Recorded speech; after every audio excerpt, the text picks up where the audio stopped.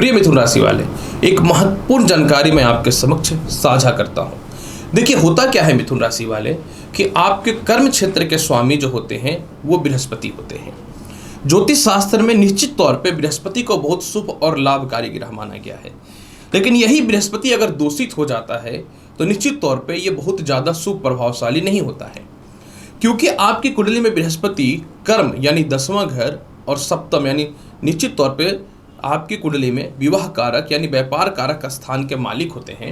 जब भी जन्म कुंडली में आपका बृहस्पति या तो राहु के साथ बैठ जाए या फिर जो है आपकी जन्म कुंडली में मिथुन राशि वाले षष्टम, अष्टम या द्वादश भाव पे बैठ जाए या बृहस्पति वक्र अवस्था में हो जाए या अस्त हो जाए, तो आप जीवन में एक चीज का हमेशा ध्यान रखना कि आप जिस काम में भी रहोगे उस काम में स्थिरता नहीं रहेगी। हर बार नौकरी व्यवसाय में आपका परिवर्तन होता रहेगा। सीनियर अधिकारियों से मतभेद की स्थितियां हमेशा बनती रहेंगी। इसके अलावा संकट की घड़ी में शायद ही आपको कोई साथ दे। आपके विवाह में दिक्कत या विवाह नहीं होने की स्थिति या वैवाहिक जीवन आपका खराब रहेगा। हमेशा पार्टनरशिपिंग में बड़ा नुकसान और आपके प्रतिद्वंदी व्यापार हो या नौकरी हो हमेशा आपको डिस्टर्ब करते रहेंगे। तो ये जन्म कुंडली में बहुत ही खतरनाक योग बन जाता है। तो जब भी आपकी कुंडली में बृहस्पति की स्थिति खराब हो तो आप अपने जीवन में क्या करिएगा, प्रत्येक दिन ओम नमो भगवते वासुदेवाय मंत्र का जाप करिएगा। सफ़ेद पुखराज धारण करके रखना है तो सफ़ेद पुखराज निश्चित तौर पे आप धारण करके रखिएगा। इसके अलावा प्रत्येक गुरुवार के दिन लक्ष्मी नारायण मंदिर में आपको 5 पीस लड्डू अवश्य चढ़ाना चाहिए। आप देखिएगा कि धीरे धीरे आपके जीवन को जो इस प्रकार की समस्याएं हैं वह भी ठीक होना चालू हो जाएगा। नमस्कार प्रिय मिथुन राशि वाले, अगस्त महीने का संपूर्ण राशिफल लेकर के मैं एस्ट्रोलॉजर रवि गुप्ता आपके समक्ष प्रस्तुत हो गया हूँ। मैं बताऊंगा 1 से लेकर के 31 अगस्त के मध्य में कैसा रहेगा ग्रहों का हाल। निश्चित तौर पे ग्रहों का हाल बहुत ही बेहतर है, यानी नए जीवन की शुरुआत के बेहतर अवसर देखने को मिलेंगे, जिसमें मैं आपको बताऊंगा कि पूरे 31 दिनों में आपके कर्म क्षेत्र, इनकम, संपत्ति, विदेश यात्रा, दाम्पत्य जीवन के मूलभूत अंगों के बारे में अवश्य बताऊंगा। प्रिय मिथुन राशि वाले, ये राशिफल जो है चंद्र राशि पर आधारित है। आप चाहे तो इसे लग्न राशि या नाम राशि के अनुसार भी देख सकते हैं। तो चलिए सबसे पहले प्रारंभ करता हूं कि कैसा रहेगा पूरे 31 दिनों में आपके कर्म क्षेत्र का हाल। प्रिय मिथुन राशि वाले, आपके कर्म क्षेत्र का स्वामी जो है वह बृहस्पति होता है। वर्तमान समय में बृहस्पति राहु के साथ निश्चित तौर पर चंडाल योग में विराजमान है, लेकिन अब राहु की पावर यानी क्षमता कम रही है, डिग्री कम रही है। अगर मैं बात करूं अगस्त के महीने की तो देखिए, अगस्त के महीने में 18 अगस्त तक निश्चित तौर पे आपके जीवन में कर्म क्षेत्र पे मंगल की अष्टम दृष्टि अवश्य पड़ रही है। लेकिन 18 अगस्त के बाद मंगल जो है सीधा अपना दृष्टि कर्म क्षेत्र पे डालना चालू कर देगा, यानी कहीं न तो कहीं जीवन में बड़ा शुरुआत आपका होने वाला है। 18 अगस्त तक आपके काम में थोड़ी स्थिरता निश्चित तौर पे बनी रहेगी। 18 अगस्त के बाद नए नौकरी व्यवसाय के योगों में वृद्धि हो जाएगा, क्योंकि मंगल की चतुर्थ दृष्टि सप्तम भाव पे और दसम भाव पे रहेगा। तो 18 अगस्त के बाद निश्चित तौर पे आपके जीवन में कर्म क्षेत्र का हाल सुधरेगा। नई नौकरी व्यवसाय के योगों में वृद्धि, सीनियर अधिकारियों से तालमेल अच्छा होगा, पार्टनरशिपिंग के व्यापार में स्थितियों में बहुत ही बेहतर सुधार के अवसर दिखने चालू हो जाएंगे। इसके बाद अगर मैं बात करूं तो यहाँ पे क्या होगा, 17 अगस्त से सूर्य जो है वह जो है द्वितीय भाव को छोड़ के तृतीय भाव पे विराजमान हो जाएगा। यानी जो व्यक्ति सरकार से रिलेटेड काम करते हैं आप लोगों के लिए समय बहुत ही बेहतर है। और 7 अगस्त के बाद से लॉटरी सट्टा शेयर मार्केट में लाभ की संभावनाएं बनेंगी, क्योंकि शुक्र आपकी कुंडली के द्वितीय भाव पे चला जाएगा।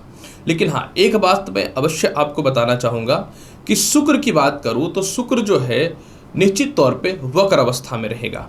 अतः जो लोग लॉटरी सट्टा शेयर मार्केट में पैसा लगा रहे हैं या कोई बड़ा इन्वेस्टमेंट कर रहे हैं वो थोड़ा सावधान हो जाएं। और जिन लोगों को नौकरी व्यवसाय में परिवर्तन करना है 7 अगस्त से पहले करें तो ठीक है, 7 अगस्त के बाद बहुत बेहतर परिणाम मिलने का नहीं रहेगा। अगर मैं बात करूं कैसा रहेगा आपके जीवन में इनकम का हाल, आपकी कुंडली में आय कारक स्थान में राहु के साथ बृहस्पति बैठे हुए हैं, लेकिन आपके इनकम के सोर्स में वृद्धि होना चालू हो जाएगा बेसिक तौर पे 7 अगस्त से। 7 अगस्त से शुक्र धन स्थान में जाएंगे और शुक्र आपकी कुंडली में द्वादश का और पंचम भाव का अधिपति होता है, जो लॉटरी सट्टा शेयर मार्केट से इनकम यानी विदेशों से भी एक्सपोर्ट इंपोर्ट के लाभों में वृद्धि तो करेगा ही करेगा। लेकिन 18 अगस्त के बाद मंगल की अष्टम दृष्टि आपके आय स्थान पर स्वयं की राशि मेष में चली जाएगी, यानी 18 अगस्त के बाद आपके धन लाभ में 10 गुना वृद्धि होने वाला है। चारों तरफ से स्थितियों में बहुत ही बेहतर सुधार के अवसर दिखने भी चालू हो जाएंगे। अगर मैं बात करूं कैसा रहेगा आपके जीवन में विदेश यात्रा का हाल, विदेश यात्रा कारक स्थान पे शनि है लेकिन वक्र अवस्था में है। लेकिन 7 अगस्त से शुक्र द्वितीय भाव में जाएंगे जो द्वादश भाव को एक्टिव कर देंगे और 17 अगस्त के बाद से सूर्य आय स्थान को देखने लगेगा। द्वादश द्वितीय और भाग्यश एक साथ मजबूत हो जाएगा तो निश्चित तौर पे विदेश यात्रा का प्रबल योग बनेगा। 7 अगस्त के बाद थोड़ा थोड़ा बनना चालू होगा। 18 अगस्त का विदेश यात्रा 100% सफल होने के योग बनते हुए दिखेंगे। कैसा रहेगा आपके जीवन में वैवाहिक जीवन या दाम्पत्य जीवन का हाल? देखिए, आपकी कुंडली में विवाह कारक निश्चित तौर पे बृहस्पति है। हालांकि बृहस्पति राहु के साथ बैठे हुए हैं, उनके ऊपर केतु की भी दृष्टि पड़ रही है, इसलिए बृहस्पति पूर्ण रूपेण बली नहीं है। 18 अगस्त तक आपके वैवाहिक जीवन में हाल सो रहेगा, कुछ खास स्थिति नहीं रहेगी। लेकिन जिनका पहले से विवाह हुआ पड़ा है, 7 अगस्त के बाद जब द्वितीय भाव पर शनि वक्री होंगे तो वैचारिक मतभेदता बढ़ेगा। यानी मैं यही बोलूंगा कि 7 अगस्त के बाद जिनका पहले से वैवाहिक जीवन जुड़ा हुआ है, अपने व्यवहारिकता में सुधार कर रखें, वैचारिक मतभेद ना करें। अगर वैचारिक मतभेद में आते हैं तो समस्याएं बढ़ सकती हैं। हालांकि जैसे ही मंगल आपकी कुंडली में 17 अगस्त से कन्या राशि चतुर्थ भाव में आएंगे तो आपके जीवन में बृहस्पति का बल बढ़ जाएगा, क्योंकि बृहस्पति के ऊपर इनकी अष्टम दृष्टि रहेगी। तो आपके जीवन में वैवाहिक जीवन का योग बेहतर होता चला जाएगा। विवाह में सुधार के योग बहुत अच्छे बनते चालू हो जाएंगे। जिनके विवाह को लेकर के समस्याएं थी, इसमें भी सुधार होता हुआ दिखेगा। 7 अगस्त के बाद लव लाइफ की स्थितियों में बहुत ही बेहतर सुधार के योग भी देखने को मिलेंगे।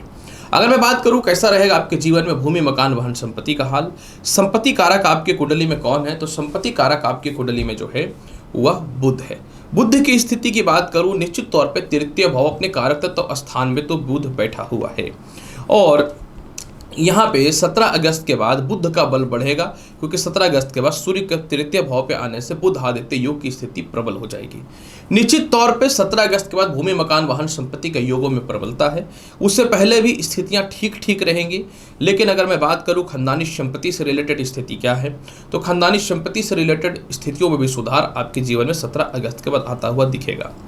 माता पिता से पूरे महीने तालमेल ईश्वर की कृपा से बहुत अच्छा है, लेकिन निश्चित तौर पे 18 अगस्त के बाद पिता से तालमेल बहुत ही बेहतर होता हुआ दिखेगा। संतान की स्थिति की बात करूं, संतान कारक आपकी कुंडली में शुक्र है और शुक्र आपकी कुंडली के तृतीय भाव में 7 अगस्त तक है।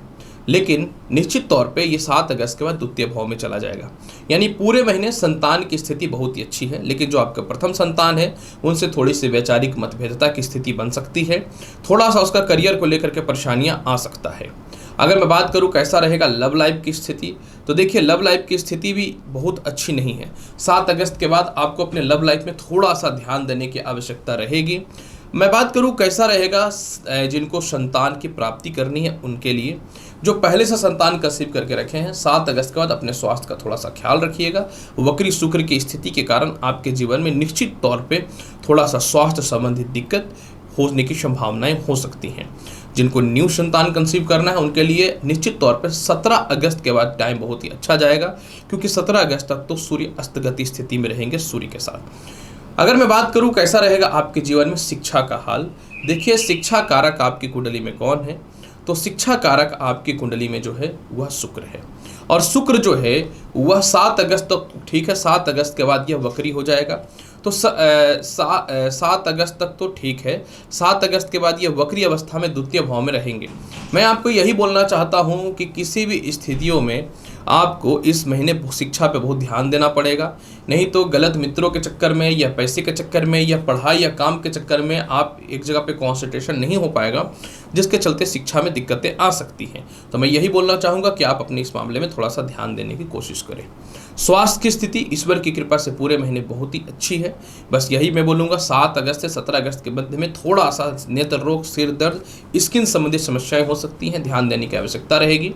कर्ज की मुक्ति इस महीने आप कर रहे हैं। केस मुकदमा की जहां तक मैं बात करूं, 17 अगस्त के बाद आपको केस मुकदमा से रिलेटेड रिलीफ मिलना चालू हो जाएगा। उपाय के तौर पे करना क्या चाहिए मिथुन राशि वाले? उपाय के तौर पे बहुत ही आसान उपाय मैं बताता हूँ, जो अगर आप करेंगे तो जीवन में निश्चित तौर पे सफल होंगे। पूरे महीने आपको लक्ष्मी चालीसा का पाठ करना चाहिए और माता दुर्गा को प्रत्येक दिन एक लाल पुष्प चढ़ाइए। आपके जीवन में बेहतर सफलता के योग बनने चालू हो जाएंगे मिथुन राशि वाले। तो प्रिय मिथुन राशि वाले, पूरा 31 दिनों का भविष्य फल मैंने आपको बता दिया। उम्मीद करता हूँ कि बताई गई जानकारी से संतुष्ट होंगे। चैनल पर नए हैं तो लाइक करिए, शेयर करिए, सब्सक्राइब करिए।